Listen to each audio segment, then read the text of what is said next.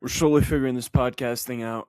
We're on episode 4, and it felt right to talk about perception, especially after talking about perspective. Also, quick shout out to 7 people that listen on here. I really appreciate you, close friends that support this. We're going to make this thing work. Perception shapes how we see people, and how we see people often determines whether connection is even possible. Perception is quiet, it happens before we realize it. We all walk around with these preconceived notions thinking we know somebody. We think we see people clearly. But most of the time, we're seeing them through assumptions.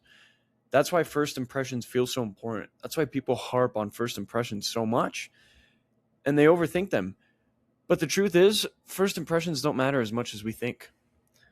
Because most of the time, somebody already has this preconceived notion about us. Somebody's already assuming about us based on what they heard, based on what they saw, or based on what somebody might have made up about us.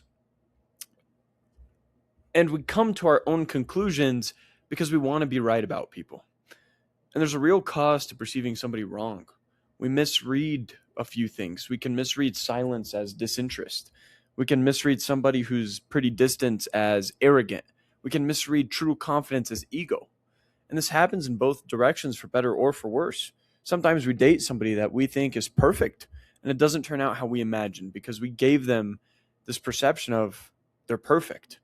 And other times we might never try for a friendship because we assume they're weird or they're awkward, they'd never be my friend. Then months later, we realize we could have had something really meaningful.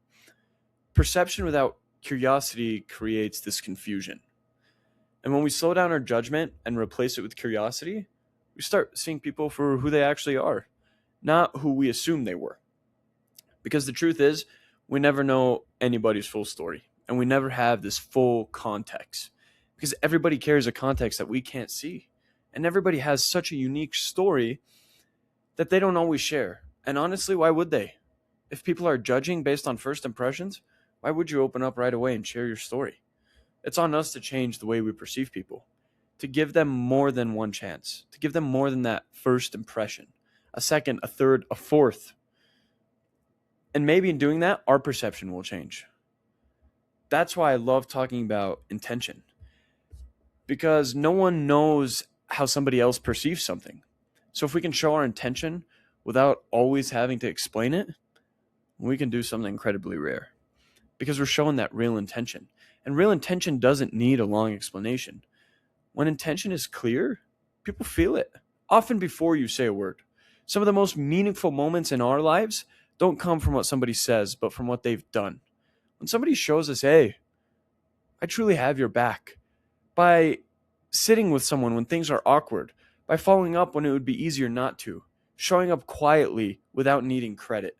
That's intention without words. That's real intention.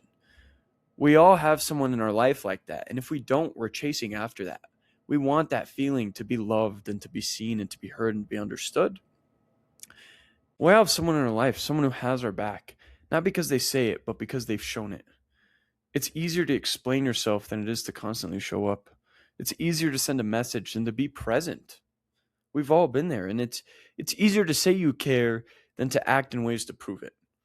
But when someone can feel your intention without you having to explain it, you've done something rare. You've done something honest.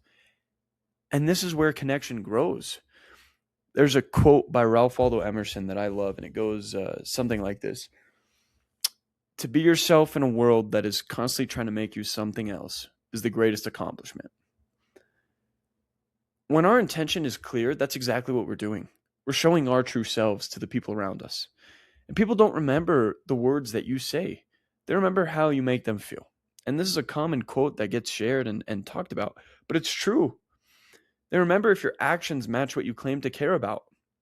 And after 10 p.m., that's when intention really shows itself. No audience, no performance, just the choice to stay, to check in, to show up when nobody's watching. That's where connection is built. And that's what this podcast is about. It's being there for each other in times that we might not want to, not only after 10 p.m., but when it might be inconvenient. So how do we shift our perception? I think we have to ask why. Like we talked about in the past 2 episodes of How Are You in Perspective. We need to slow down our judgment. And everybody says they don't judge. that I'm kind here and I don't want to do this and I'm not judging this person. But we do.